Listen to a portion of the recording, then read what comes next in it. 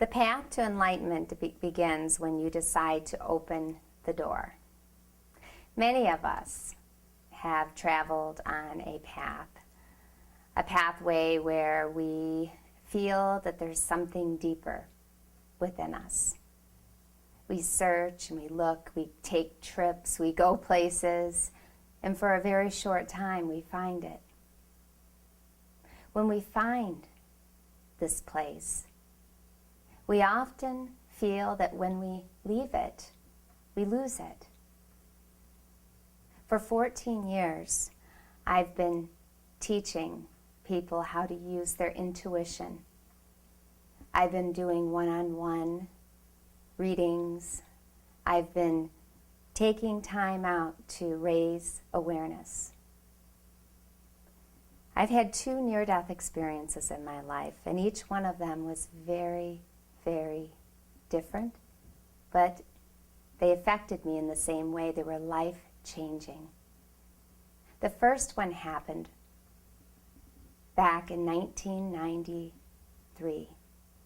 I was pregnant with my son, Matthew.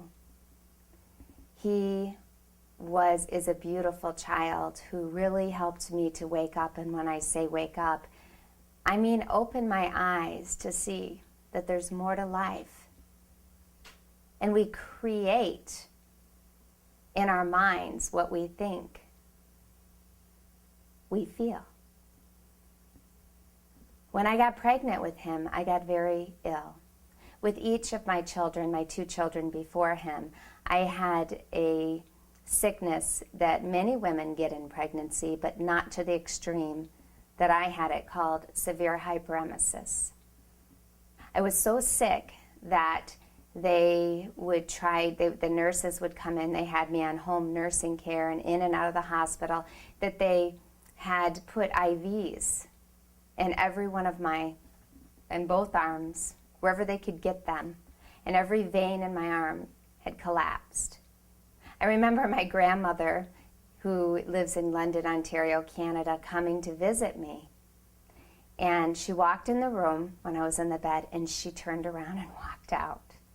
And I thought, well, why is she walking out? She started to cry because she couldn't take the sight of me just laying there and being helpless. Finally, some nurses decided that I needed to have something else done, so they put in my heart, not in my heart, in my chest, like a shunt, and when they put that in there, it was able to give me a feeding tube, so I was able to eat and get my nourishment. About 2 days after that happened, my mother came into me and she said, Kim, you have to make a choice. You can get better or you can continue to stay sick. I just remember those words. They touched me so deep. But I couldn't figure out, how could I get better when I was already sick? How could I get up when I could hardly move? I didn't even want to brush my hair. All I wanted to do was just lay and sleep. I went to sleep that night, and I awoke to a beautiful sight. I saw an angel, as I lay in the bed, coming at me, putting its hand out to me, and you could see everything was flowing. Everything was flowing within this angel, and this angel was asking me to come. And all I could say was, I'm not ready. I don't want to go. I don't want to go. And I could feel my body moving out because I could feel my hand reaching up. But my hand really wasn't up. It was my soul, my spirit, my etherical body reaching out. And I said, please, I want to stay. I want to stay. In that moment, I felt myself moving back into my body. And when I did, I could feel myself begin to feel again. I could feel my entire body and the sensations and the feelings, my senses. And I fell asleep. And when I woke up, it was Halloween 1993. I said to my mom, I want to go to a pumpkin patch with the kids and I want to pick out pumpkins. And she looked at me and I knew she was about to say to me, are you sure you should do that? But she didn't. She knew that I needed to go. For the first time in 3 months, I actually took a ride outside and got out of a car. I'd spent all kinds of time in the hospital and in a bed at home, just laying there, sleeping. When I went to the pumpkin patch, I noticed some amazing things. I started to see energy around the trees, around the pumpkins. I saw my children running, picking up pumpkins, and their energy was part of these pumpkins. It was like they were one with everything. Everything felt so different. And I woke up. And one day I woke up and I embraced myself as love. Because I realized that I gave up on life. I allowed the dis-ease that was within me to allow me to stay asleep, to be sick. It took that moment, that choice to be here or to go, to make change. And as the weeks went by, I started to feel better. They removed my IVs. And I started to feel peace. And I decided that it was time for me to start tuning in to using the gifts that I had. Since I've been a little girl, I've always been able to communicate with people on the other side. But what I realize now is they're not really on the other side. They're present within us. That we are one with one another and those who have passed. So I had my son Matthew. And I decided to open a store called Light the Way with my mother. This would be a store where people could come to have guidance, to receive healing, but also a place where they could come to share, to understand that this questioning they had and this belief that there was something more was there. A place that was like home. I got so busy. I began to start doing the radio, and before I knew it, I was booked for 3 months. 3 months of appointments.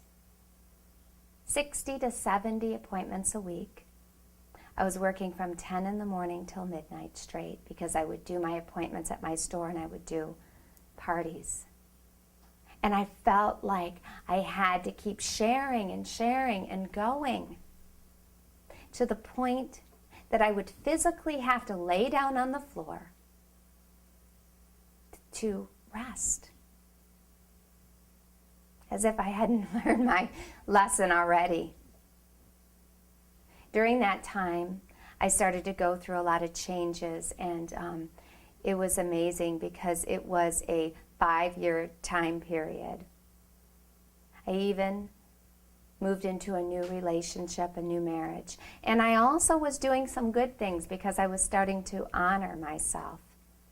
and release relationships in my life that were not good for me. And I trusted, but I kept going. I kept going. In 2007, in the spring, I went to a baseball game. My son plays baseball. And I had already been feeling very weak. My voice, I couldn't even get my vocal cords to work properly. I would start to talk and I would lose my voice. I remember sitting at my son's baseball game, and all of a sudden I got up because the game was over, and I looked at my dad and I said, I can't walk. I'm going to faint. So I crawled from the stands all the way to my car. My dad opened up my car. I got in and I said, all I need is the air conditioning. It's just because it's hot. I'm sick just because it's hot. I'm fine. Turned on the air. I drank a lot of water and I started to feel more grounded. Made sure my kids were in the car and I drove home. And as I was driving home, I could feel my heart just racing and racing. It was like I wasn't able to get blood pumping to my heart. And I dismissed it.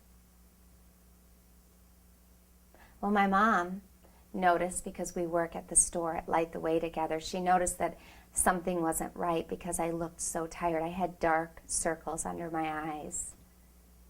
And my girlfriend also noticed. And the two of them got together and said, you need to go to the doctor. And I said, I don't have time to go to the doctor. I have too many people that depend on me. I don't have any time. And they said, if you don't go to the doctor, we are going to cancel 2 days of your appointments. So I went to the doctor.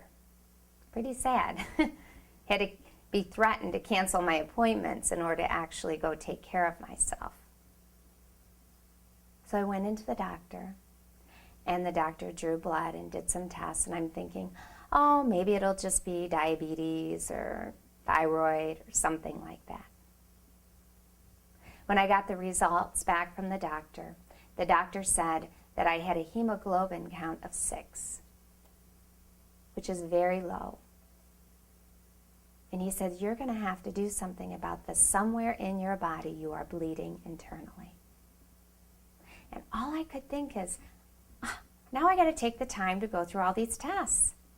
How am I going to fit it into my schedule? How are people going to be okay? How's my family going to be okay? So he started to send me for tests, all those fun tests you get to go through. And he also told me, he gave me the option of having an iron infusion. So I scheduled to go into the hospital. And what was amazing is when I walked into this hospital, this room where people, many of them were cancer patients, were getting treatment, there was something in their eyes that was different. It was like they knew something, had the secret to peace. Couldn't figure it out, but I knew that I wanted to learn more. But knowing that I had to have the infusion, and that's what I was there for, I laid back and they started to administer to me the test. It's like a test run of the iron. And I remember laying there, and all of a sudden, my mom was sitting next to me. I felt this burning sensation. I could feel it in my chest. I could feel it in my throat, in my head. And before I know it, I said, Mom, I can't. And I fell. And I started to feel myself moving, spiraling down this funnel. It's like the funnel where you put a penny in it and it moves down. And then I felt myself becoming part of everyone and everything. It was like I could reach my arms out. And within that space, my space, I could feel God, but I could feel everyone, every living being. It was the most peaceful feeling that I've ever felt in my entire life. And it was just in a moment of time that I experienced this. It was like being in a pool, or like the ocean that flows endlessly. I knew that going to that other side was something that was already within me, even when I was awake. What I heard was a very calm sound.